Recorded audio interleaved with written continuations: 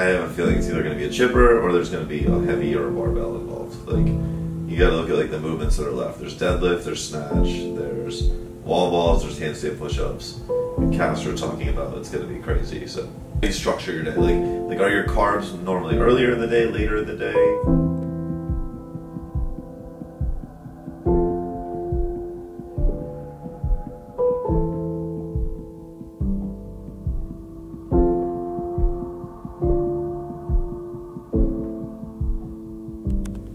So you're not eating a ton of carbs throughout the day until you get to like that workout in the afternoon. I'm wondering, is there like an insulin sensitivity issue? Like, I don't want you to be more fatigued, right? So like if I'm like, hey, I want you to have more carbs throughout the day, and all of a sudden you get to the evening and you're like, what the fuck, I feel like shit.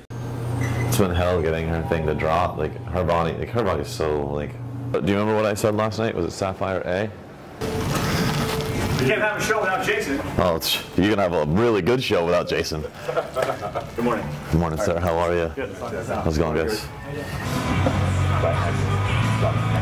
I'm 11 o'clock today, right? Something like that. Cool. You're before lunch. Okay. Probably once going to the stage, okay. We'll escort you around the corner. When you're, ladies and gentlemen, please know what you see, Jason Phillips. Okay. You'll enter and I'll show you the direction. See you, man. You going to practice that a little bit? Yeah. Contact in the middle, and then you're... The next slide here on the right. And then the green one is awesome. There you go. Easy. Yeah. Well, hopefully by the end, like, the goal is that like they're not going to be able to ask questions, or like, you know, it's 100% interactive. Like, it's just like you're there. You can still ask questions in real time there. But smart motherfuckers don't mean shit. If you can't apply it to, you know, if you can't apply it to Mrs. Jones that's 60, that has been eating 1,000 calories for her whole life, and, you know, all you understand is daily energy expenditure and creating a calorie, you know, deficit, well, you're screwed. But we teach you how do you overcome those special situations, and that's what I think is exciting. So that's what we have to kind of pander to in the marketing. How to help the clients that nobody else, like the clients that are failing with everyone else's program, we teach you how to help them. July, bro. Seriously? Yeah. I mean, that'll be amazing, man. Yeah, so we found a house, found 2 houses, 3 yesterday. Yeah. All 3 have like one thing that I'm like, right? And it's like, here he is. Oh, the man's a bit This is the guy that I'm going to meet right now anyways. Were you trying to explain it? It's a guy, he's like, yeah, no, he's got his hair so bad. I love this guy. I didn't know you worked for you now. You don't work for me. He's my peer. She doesn't have systems in place to handle her clients. The first bit is changing habits. Right, they're going to get a lot of results from And a that. lot of people are overwhelmed by macros. Yeah. So you have to have the habit base first. Yeah. But then you have to have that next step on the ladder. Yeah. Because it's like, now it doesn't work. 100%. It's really going to move everybody in a gym forward. It really is going to come down to that coaching relationship. And so if you're a gym owner, guys, obviously it comes down to retention. How long can you keep your clients in there paying every single month? Well, guess why they're going to stay? If they're getting amazing results, they are likely going to stick around and come to your gym. If you're creating a really positive atmosphere, but you're not getting them their results, they might stick around for a little bit, but they're gonna leave. So guys, nutrition coaching really seems to be the link that is going to move you guys forward. And that's what I'm gonna educate everybody here at Fit Body World Conference on today. So I'm on here partly to bring you guys that knowledge, but partly to calm my own nerves. Guys, nutritionist, the word itself, it implies that you're working on the food, not the person.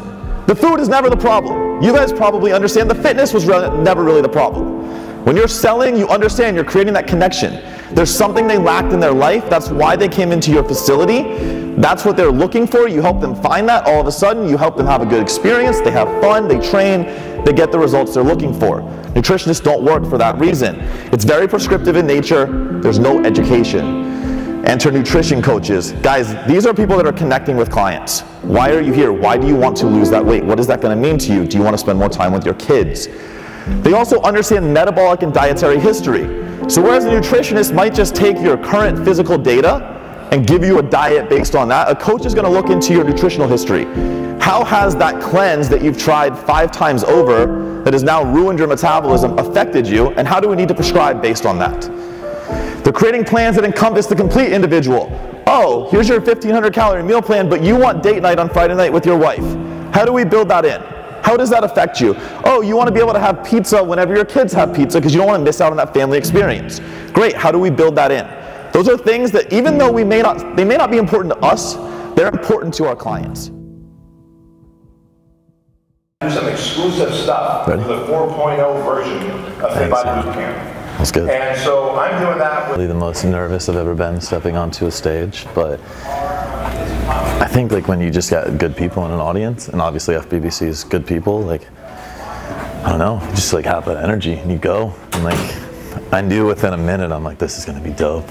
Like, you just sometimes get that feeling, and people were engaged. You could see like heads nodding. People were taking pictures of the slides. Like, so it was cool to see that engagement, and that just makes you want to bring it even more.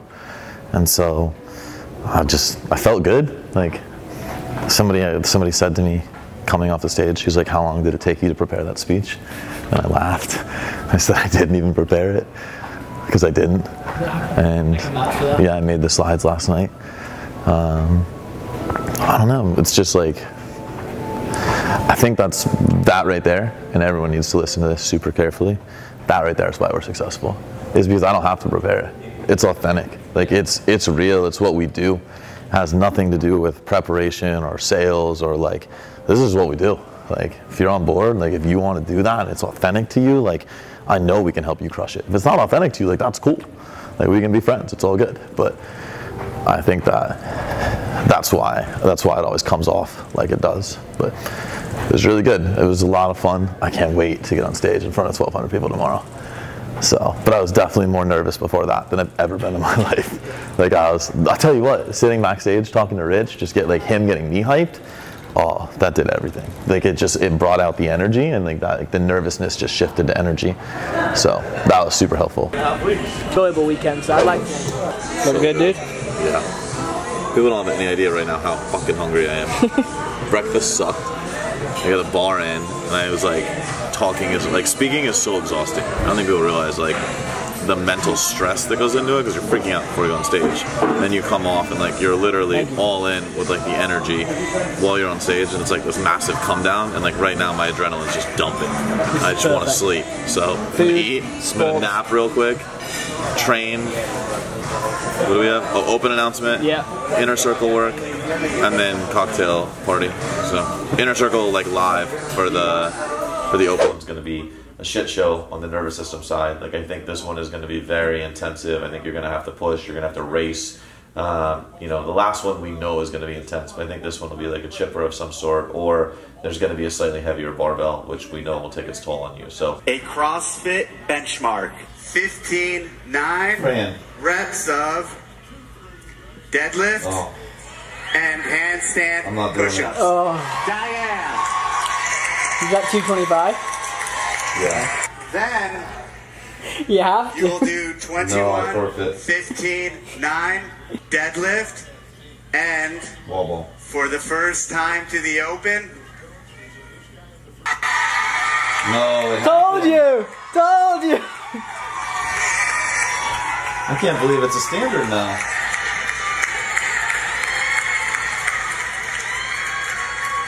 So sorry, Jason. the handstand walk. Unreal. Crazy, right? 18.4 is. All right, we've been celebrating a lot of weight loss stories. Diane just got a lot beefier, and I like it, to be honest with you, because that means new details. So pay attention. I think CrossFit just became way too elitist. I think you're going to see a lot of people pissed off. I have no issues with it, but I think this is a bad look for CrossFit. Bad move. I think it was fine up until the deadlift went to 315. I think 225 with a handstand walk. I think this is just a bad move for them. I think this is a lot of people are going to be really frustrated. Deadlift and handstand push-up. I think Panchik's a little bit stronger, has that muscle endurance. It's going to be something we're going to deal with, but the same number of contractions, but it's not Diane. So we need to understand that. Nobody should be looking to PR their Diane time unless you've never finished it. At the games 2 years ago, it was 550 pounds. So the top guys in the world, dude, they just got a lot of value getting to see you. I didn't do that on purpose, I swear. Definitely extra carbohydrates tonight. Guys, this is one that the repeat is going to hurt. I'm not gonna I would encourage clients, guys, even if they're gonna, even if they need to wait one extra day to go in and do it Saturday, I would do that because I'm not sure you're gonna see a lot of really positive scores on the second one. I think that the limitation here is the weight of the deadlift. I think that's going to decrease the ability to do the scale, or the skilled movement. And I'm also already getting a lot of texts of people that have measured the handstand push-up that are saying it is increasing the distance from what we've seen in the last 2 years. It's easier to get in their physical mailbox than it is their inbox, right? So yeah. So I'm gonna just keep rolling with it. Yeah. Well, are these guys machines? Like, how do you? They're fit, dude. Like the top end CrossFitters, they are fit. The capacity, the movements. Yeah. You guys utilize, it's kind of similar to what you're yeah, so everything we do is periodization, right? We talk about nutritional periodization. In a fat loss phase, if I'm telling a client I'm going to get you super ripped, let's be real. To get super ripped, you got to go on a calorie deficit. Yeah. And sometimes you got to get poverty calories, right? It's just the truth. It's the function of the physique industry. You got to go low. I also have to explain to you, and I have to educate you on the front end. When we take you into poverty calories, what do you call them? Poverty? I call them poverty, right? I just wanted to clarify that. I like that. I haven't heard that before. Yeah, like when I take you into poverty calories, it's not healthy.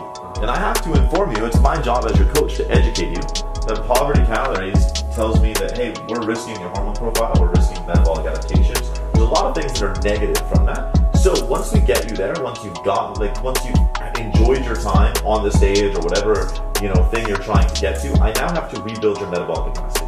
I have to get some calories back in. I've got to at least get you back to maintenance for a brief period of time. And this is where, understanding your clients, coaching your clients becomes massively important.